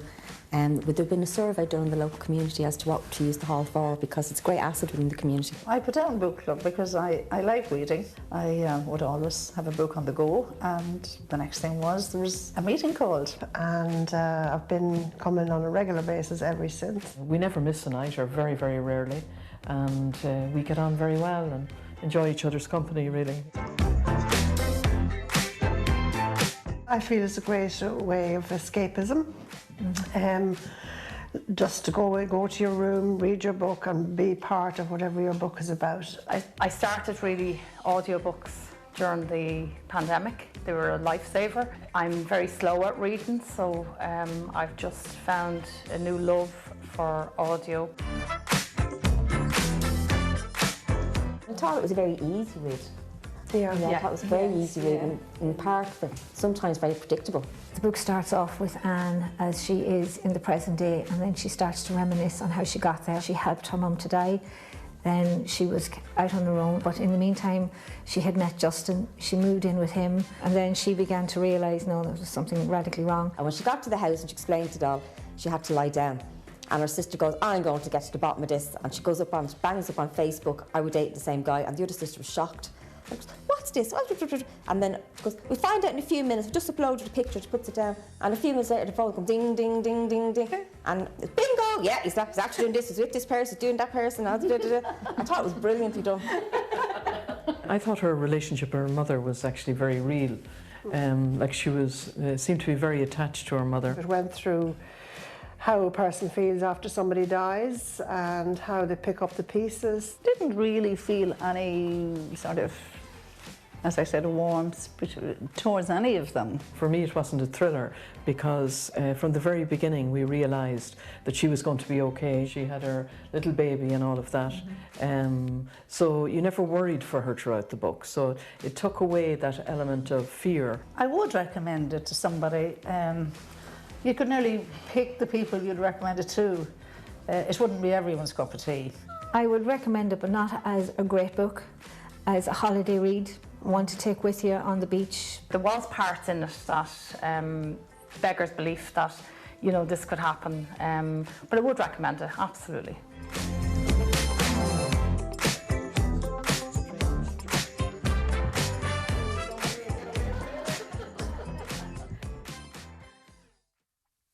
It beggars belief that it could happen. That's they look the like world they're of having fiction. a whale of a time down there at Cross Book Club in Cavan. Thank you all very much, ladies, for getting part in the Ireland AM Book Club. Absolutely. So, Ciara King, what do we take from that? Not for everyone. They would recommend it, but maybe they would pick who they think would enjoy it. Definitely, I think you'd have to be selecting who you recommended this book to, all right. It's definitely a thriller. There's lots of twists and turns in it that you're almost kind of like, what is going on? There is a couple of characters that you don't really believe that they would do what they ended up doing, and you do kind of have to go, would a person miraculously recover like that? So there's a lot of kind of suspended disbelief, I guess, in reading this book. But it was very easy to get through. I mean, I flew through it. Which is sometimes something that you just want something a little bit different. So that is the new one. It is by Adele Coffey. It is called In Her Place. And a huge thank you to Cross Book Club in Cavan for taking the time to sit down, letting the cameras in, which we know is very hard. But we will be talking at the very end of this if your book club wants to get involved, because we want to stick a camera in your face as you read a book. Who is the Who other wouldn't woman? want to do this? There you go. Let's move on to our second book. So this is by Salman Rushdie, Knife. Yeah. What does this discuss? Well, this obviously talks about the attack and attempted murder, I guess, of Salman Rushdie, which took place on the 12th of August, which was only 2022. So it was very recent. So the fact that this book even exists is a miracle, because he was attacked and he was stabbed 15 times. My goodness. And he lost his eye in the attack as well. And he lost a lot of movement in his hand, and obviously the emotional impact that that had on him. And he's written an account of the events leading up to it, the 27 seconds it took for the young man to run from the crowd up onto the stage to attack him, and everything that kind of happened afterwards. But it's a real kind of, for me, reading it, it was like he was having an out-of-body experience of his experience, and he's trying to make sense of the unthinkable. Because, as he said in the book, he lived, 23 years, really, without kind of that weight on his shoulders that had been on his shoulders in the 80s and the 90s. This brings up when the fatwa from the Ayatollah in Iran was on him. So there was a fatwa, he had to go into hiding for such a long time. And eventually the fatwa, which is, he was blasphemous under Islamic law. Was it? It was his fourth book, Satanic the Satanic Verses. So eventually, when this fatwa was lifted, Salman Rushdie, who'd become a sir at this stage, he was able to be back out in the world, and he had a lovely time. And he's been in a relationship for the last 5 or 6 years, and they managed to keep that relationship very private. And the book in itself is a love letter to his partner as well, Eliza, and how she kind of dealt and how she kind of basically brought him back to life after. And what was so ironic about it, he was speaking at a convention about protecting writers from, basically from different countries and for seeking asylum and all that sort of stuff. But it's really funny. Like, Salman Rushdie is he's a brilliant writer, we all know that. Right. But there's pockets of it that I'm laughing. And he's also given like little life tips. It's all about philosophy, it's about life and death. He does talk about, obviously, losing his eye, which has been horrendous. He says he deals with that every single day. Obviously, he can't type as well, because I think there's 3 fingers on one hand because the first blow, your man stabbed his hand. Is it frightening? Like, does he go into the details of what's going through his mind and even the recovery and losing his eye? He does, but he also admits in the book that he has his version of events of what happened and of what he can remember, but a lot of it has been filled in by the people around him after kind of the immediate attack. Yeah, I think I read the excerpt about his actual eye that is gone now, and it's the knife was graphic. literally a couple of millimetres away from his brain. So the fact that he is, alive. He's alive, and he's been able to write this book, and it is brilliant. Like, I couldn't put it down. So is it memoir? Is it an autobiography, or is it a self-help book? Like, what? It's everything. I wouldn't say it's self-help. It's definitely an biographical account of what happened to him on that day and his kind of path to recovery, and the different things that he did. Like, he went to the jail where his attacker was jailed, and he stood outside it, and his wife went with him, and he went back to the convention centre where he was attacked. So he's doing all these things, I guess, to try and heal. Wow. Both emotionally, mentally, physically, and psychologically.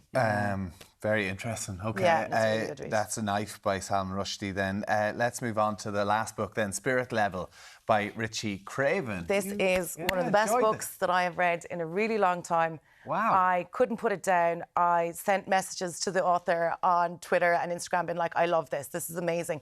And you might have heard of Richie before, because he did this incredible thread on Twitter, and in the middle of all the kind of the cesspit that is Twitter was this gorgeous thread. And it was telling a story about a guy on Christmas Eve who worked at Marks and Spencer's, and how his father had tasked him with getting Christmas dinner. And he had to wait till the end of the day to get the turkey and to get all the bits, and they ended up having this. And it was just this gorgeous little pocket or moment on Twitter. So obviously they're not connected at all, but I tell you how they are connected. He's a brilliant writer. This book is about a 20-something-year-old called Danny. And Danny's a little bit lost, and he's involved in a drink driving accident with his best friend, Nudge. And Nudge kind of doesn't leave him after a couple of drinks. It's discovered that Danny can still talk to Nudge. Nudge is appearing to him as a ghost. Okay? So hold on, they were in an accident and Nudge dies? Yes. Oh, Nudge dies? Nudge dies, his best mate dies. And is Danny in that accident? Danny's in that accident so he too. lives. He survives, he lives. And then himself and Nudge go on this kind of comical trip around Dublin to try and figure out why Nudge won't go over to the other side. And they encounter different spirits along the way. There's a very funny incident with a couple of psychics. It's a lot about male mental health. It's a lot about men not talking about their feelings and about what's going on.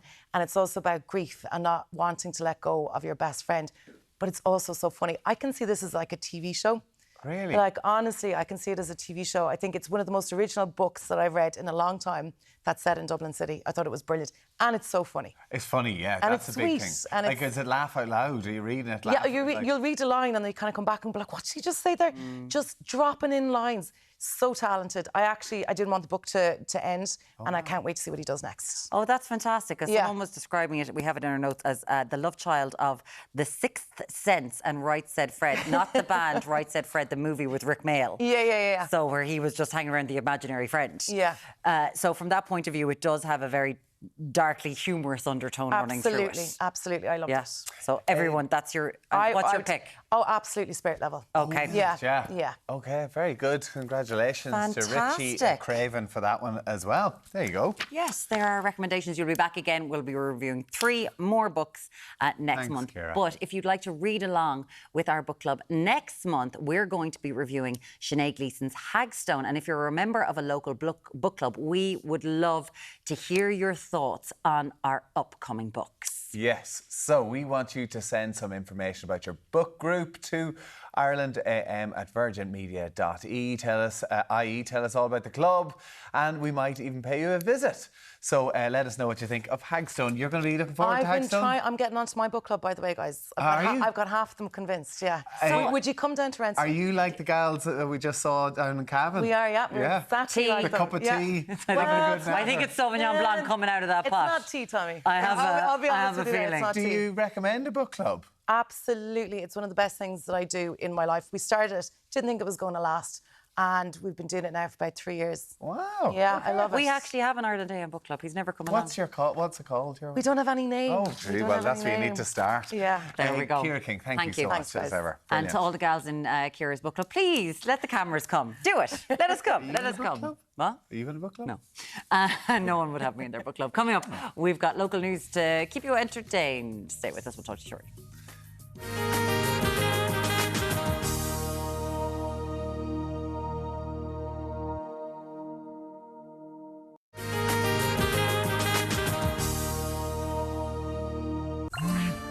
You need to be chilled to handle Irish weather. That's why Chill sponsor weather updates on Virgin Media One. Thank you very much, Joe. We've had a gorgeous morning. Well, just about holding dry here in Howth in North County Dublin. Don't forget, tomorrow morning we're heading down south to County Cork, where we're visiting the Republic of Work Innovation Hub. So that's all coming live for the Rebel County tomorrow morning from 7. Now, final look at weather together. Just about holding dry here for now, but plenty of rain as we kick off Monday morning. Now, those showers heavy at times as well, especially up across the north west, and bearing in mind those winds very pacey out there this morning now, moderate to locally fresh and often strong for a time from a northerly direction. So right across today, in fact, it is that mixture of showers, brighter spells for a time, quite limited in nature as well, and still pretty windy, especially out at sea. Gale force for a time there, with top valleys of around 9 to 13 degrees into tonight. More showers tracking northwards, easing back across those early morning hours, but we will see a risk of possibility of localised spot flooding where they do fall as with those winds taking the foot off the pedal as they veer west, with overnight lows there no lower than 3 to 7 degrees. We'll have full forecast right across today, but from me and Avro here on cameras, that is your final weather update now into Ireland AM this Monday morning. You need to be chilled to handle Irish weather. That's why Chill sponsor weather updates on Virgin Media One. Welcome back. We've rounded up some news stories from around the country that we might not have had a chance to talk about on the show. No. And here to tell us about them is content creator Hugh Carr. Good morning to you. We're going to start with a rather sad story in the Waterford Gaeltacht. The last remaining post office after 150 years is closing. It's crazy. It is crazy. And especially as someone from the Gaeltacht myself, I felt very kind of panged by the whole situation. So basically, Maya Brackna, who was the postmistress there for the past 25 years, she took over it after her husband had passed away in 1999, has now retiring and well deserved after many years of service to the community.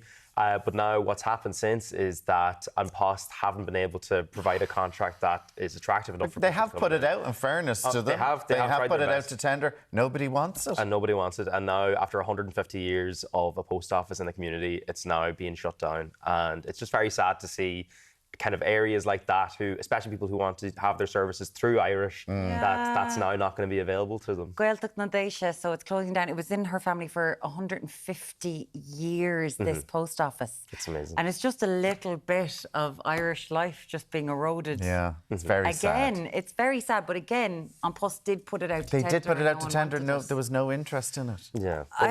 It does, like, you're from the Gaeltacht, and hearing things like this must be very hard. It's heartbreaking because you want, because I mean, like, if we're going to switch into the Irish, but like Services of Gaeltacht, there's the hotel, they're so important for Gaeltachts to have that. You know, if you want a language to be recognised and supported, you have to provide those services at the same time that you would be able to get in English as you can get in Irish. So hopefully now they'll be able to sort something out. She was just saying that how heartbreaking it was last Friday when the last time the older people coming in for their old age pension. Yeah. And they were all just going, like, they have to travel now. Yeah. Because that post office is going to be closed. But Maura Brannock, she's given so many years of her life to this. And, you know, those when the postmistresses go as well, you know, you don't see them that much anymore. Fair play to her, part of the community. A very sad day. Very sad news. Very sad news. But good news. Moving on to some good news. In Dublin Airport, because we've seen this on Instagram, on everywhere, TikTok. There's been a bird in Terminal 1 for a while now, but it's finally freed. It took off. It was the best takeoff they had yet. There's Charlie there now, taking off in Dublin Airport. So yeah, he's been there since the 3rd of March. So he's there about 6 weeks now at this point. Had landed at the airport and they just couldn't seem to get him out of there. But he kind of became a bit of a, you know, maybe a bit of a stop to see as you were coming through Dublin Airport, maybe for people who were travelling between places for work. I know myself, if I was going to Donegal now into Carrickfinn Airport, I probably would have spotted him there. It's a starling. A little starling that had been watching the screens. Apparently, he loved hunky-dories as well, so I feel a kind of a special kinship with himself. And he was there, captured there the last day, and he's finally been released out. And as they said themselves, for the first and maybe last departure from Dublin Airport. But just such a nice, sweet thing to see, kind of lying around the airport. Just hanging around Tom Cruise. Tom Hanks terminal for that long. So that's who Charlie was. But I just remember, like, there was like Birdwatch. 100%. I was just going on. I was like, oh, there he is. He's still And it was lovely that he was named after Charlie Bird. Yeah, so sweet. That was a nice. That I was think very sweet. Dublin Airport, or the DA had asked would people name him, and that came in. Hopefully he went out now and found some starlings to do a murmuration with, and everything's all good. all good, yes. Now we're going to go to Cork. God bless Cork. This is about the Lord Mayor. What's going on here? Just a very normal weekend, you know, of Cork, of a dart being thrown into the ocean, of a giant dart being thrown into the ocean. But it goes back to a tradition that goes back all the way back to the 1500s. And there you can see the Lord Mayor there, McCarthy there, throwing the massive dart into the ocean in beautiful slow motion as well. Basically, it's this tradition that... Sorry, is he trying to get Moby Dick? What? He's doing his best, God love him. But this was a thing to sort of... to remind people who's in charge. So it comes, I know it comes from years ago. Do you not feel the leadership coming out of that? Do you not feel I'm in charge as I throw my giant dart into the sea. Roy Keane, if you take over the Irish team, you know what you got to do. You and your joy dart. In the middle of the Aviva. So what's this? This is 500 years old. What's this? This is a tradition that goes back to the 1500s. It was called the throwing of the dart, obviously, and it was to kind of mark the authority that the Lord Mayor had on the port. But went out in a naval vessel. Yeah, of course. It was this huge... It was gone for a long time, and they've brought it back now as kind of this spectacle, because it's absolutely hilarious to watch a giant dart being thrown into the ocean as a kind of a sign of strength and vigour and an amazing power over this whole place. So we're bringing something back from the Brits. Is that what you're saying? So we're just going...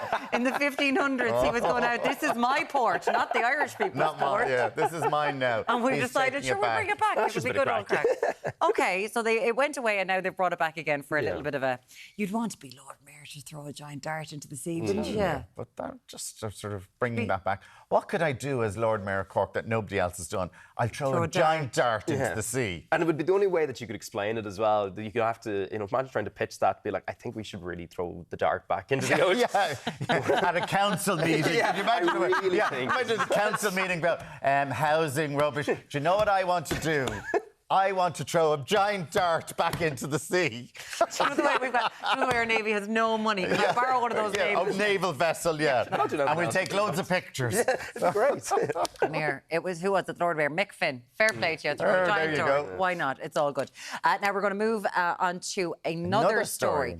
So this is road bowling in Ireland, which I think we've all seen, haven't we? 100%. We all, small road, chuck a tiny ball down, road bowling, this is it. But it's gone viral because an American person saw it and they are reacting They love it. Yeah. Is that what's happening? They just don't know why everyone in America is not doing this. So is that what's happened? It is, yeah. So Lawrence Johnson, who is a comedian over in America, will regularly kind of share all these kind of mad stories from around the world, and maybe like particular sports and stuff like that. You know, sports that you wouldn't find anywhere else, or you might draw an eye to maybe a team that you haven't heard of before. So the example that he gave then this time was the road bowling that you can do in Cork and around the country. Yeah. That it's had this huge tradition here, and he just can't understand why it hasn't taken off. Well, let's have a look at it. This is what he put up. This is Thomas Lawrence. This is Thomas Lawrence. Looking at road bowling.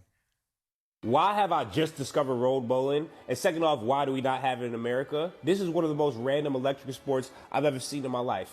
See that? That's the road bowler right there. And those are all the homies watching. They get together every Sunday to go road bowling. 1600s, Cork, Ireland was the OGs, first people to ever do it. I mean, they shut the whole entire road down. They get out there with everybody, their family, their cousins, their friends. People drive from all over the place to come watch them throw a bowling ball, see, it's called a cannonball, actually, down the street.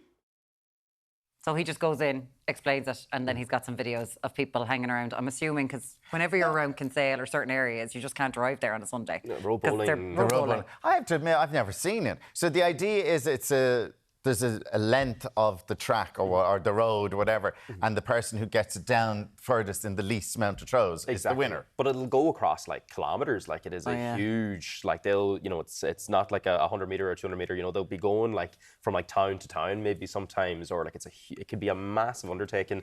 But it can be really, really impressive when you watch the video. Oh yeah, it's big on TikTok. I've seen videos. What are the balls made of? What are they? They're metal, I think. Metal balls, are they? Metal balls. Sorry, you've been here almost 25 years. You've had a river dance massage, and you have never a river dance massage he has had, and you have never been road bowling. I know, I've never been road bowling. Well, now I know what we're giving you for your 25th anniversary. There you go, out the roads. Someone's going road bowling around Ballymount.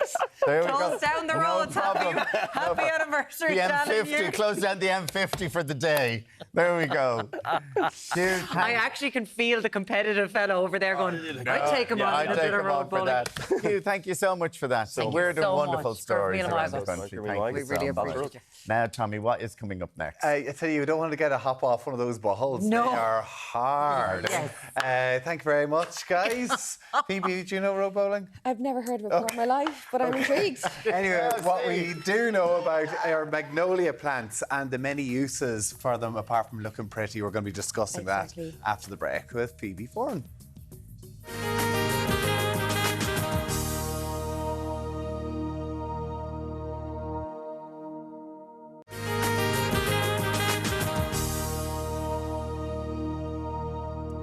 Very welcome back. Now, magnolia plants, as Alan is holding, you might see them. They're known for their pretty pink flowers, but there's much more than meets the eye. Yes, here to show us all the hidden uses, it's forager Phoebe Foran. Good morning to you, Phoebe. Good How morning. are you? How are you? So tell us about the magnolia plant then. Oh, this guy here has been around for a long time. Actually, it's believed to be the earliest flowering plant in the history of the world. Really? So they found fossils dating back to 100 million years ago. Okay. Before even bumblebees.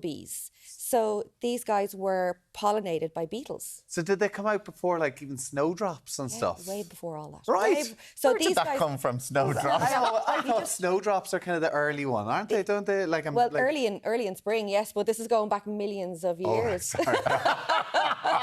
I'm just thinking of my own garden. I have the snowdrops. This is coming back. So they're very, very old. As I said, before even bees existed. So they were pollinated by beetles. So they don't throw out any nectar, but they throw out lots and lots of pollen for the bees to feed, for the beetles to feed. Where would you kind of find these apart from people's gardens? Well, these guys are not they're not a native plant to here in Ireland. They were brought over. So you have to have planted them. Yeah, they were brought over from East Asia a long, long time ago. But you find them all over the place, dotted in people's gardens. They're very ornamental looking. They are, yeah, gorgeous. But there's a lot more to them than just what that do you beautiful. use them for? I was going to say, yes, you're here to tell us about you.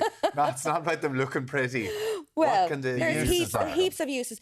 One thing that I do with magnolia every year, they're short flowering plants, so I like to make the most of them while they're here. How long do they flower for? Only a couple of weeks. Like cherry blossoms. Yeah, they're gone. We'll start to come to the tail end of them. So if you still have these in your garden, this is a lovely one to do. I always pickle them. And that means that you get to keep them. These so petals, they are edible? These petals are fully edible. So we can eat these? Yes, they're fully, and they're kind of meaty. Now, please don't spit it out. They're lovely.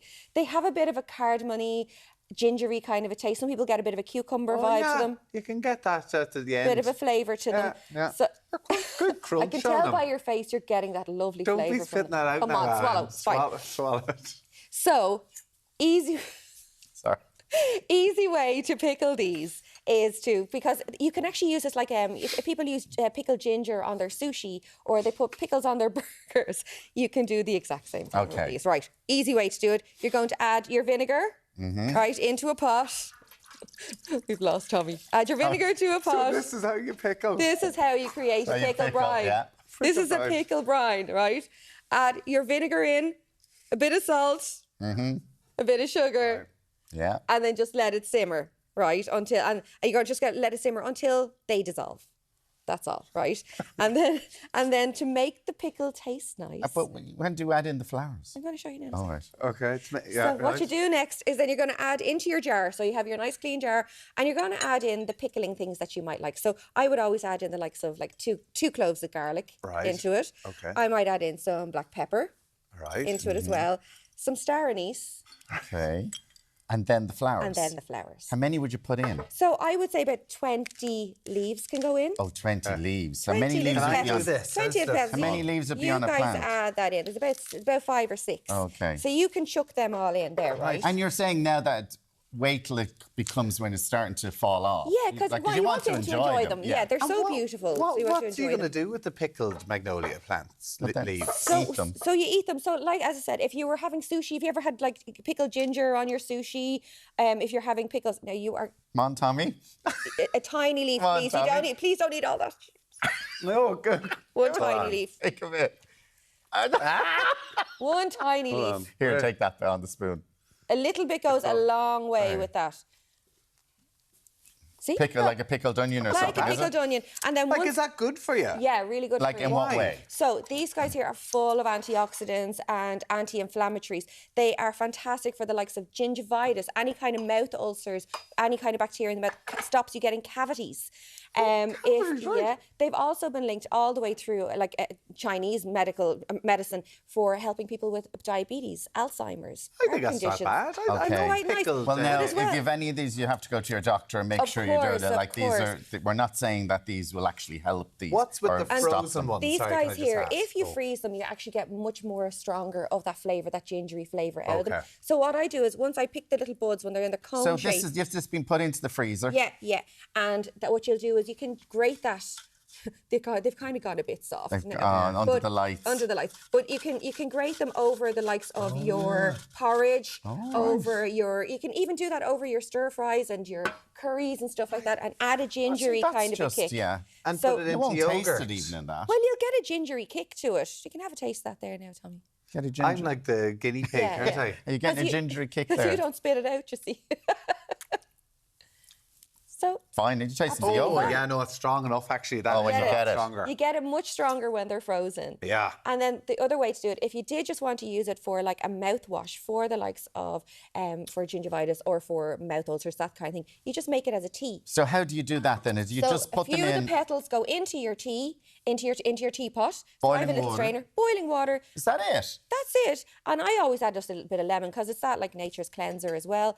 And you can either just swish it around in your mouth the way that you would with a mouthwash, or you can just drink it. But you're saying if you have mouth ulcers, yeah, it's very good. They're terribly sore. You get really terribly sore mouth ulcers. Because it's an anti-inflammatory, it's going to take that, the heaviness out of it. It'll help to reduce it down. But and did you put the frozen ones in there now? No, just fresh petals. Because the frozen ones are much stronger. Much stronger. Yeah, they are. Much stronger. Why is that? It just when they freeze, it just brings out that flavour so much more. But if you can see the difference of how it changes. And would you add like cloves or kind of anything like that to it? You absolutely could. Like when I make it, sometimes I'll add ginger to it. Yeah. I'll add like that star anise gives a gorgeous flavour to it. Cinnamon sticks as well. You can add all those lovely natural ones into it. Just whatever your taste is when you like a herbal tea, same kind of thing. But so you can switch that when around. you pick them, like I know you were letting us taste them there, I wasn't mad about it. Would you actually just chew away on them? I have been known to walk by and just munch a magnolia. Really? Would you pick it off the tree? Yeah, and just munch it. And eat it? Yeah, is that safe? Yes. Well, like if you think about it, they're quite high up off the ground, so you're not going to have passing animals peeing on them or anything like that. Yeah. So they're actually kind of they're and you'd be kind of thinking, like, I fancy a biscuit here, but instead I'm going to have I'll have a magnolia. What's your favourite? Instead of Marietta, a magnolia. Have you a favourite tree that you'd like to grab to take a bite out of? Hawthorn. I love hawthorn flowers and hawthorn leaves. Next time you have to we'll do talk hawthorn. About them again. So lots of different things that you can do with a magnolia. Yeah, just look at them a little bit differently. Yeah, that's what you always hear for, and getting us to learn about this thing. Get out and forage and make. I like things. the tea. Yeah, the tea is actually quite nice. Phoebe, Foran, thank you so much. Thank you so much. That's all we have time for today. Muireann, what have we got coming up tomorrow? Tomorrow, from Robot Partners to Love Pills, we're exploring the future of romantic relationships. Author Jo Spain is going to talk to us about her latest gripping thriller. Thank you, my love. Try that. All that plus the news, sport, and whether you're waking up to Ireland AM will be live. and 7. See you tomorrow. It's actually very nice. Have a good day. We'll see you tomorrow.